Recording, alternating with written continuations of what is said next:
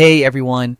In today's video, I'll show you how to create a Google account for your child with full parental controls so you can manage their online activities safely and easily. First, go to the Google account creation page. Start by entering your child's name, email address, and birthday. These details help Google personalize their experience. Next, once the account is created, open your Google account settings. Click your profile picture in the top right corner and select Manage your Google account. Now, go to the People and Sharing tab and scroll to the section labeled Your Family on Google. Here, click Manage Your Family Group. This is where you'll control your child's account and apply parental settings. To activate parental controls, click Read About Parental Controls, then follow the instructions to use Google Family Link, the app that gives you full supervision tools. Sign in with your Google account and Family Link and click Add Child.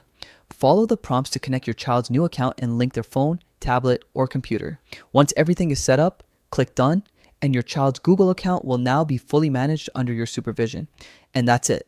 You've successfully created a safe and secure Google account for your child with full parental controls. Thanks for watching.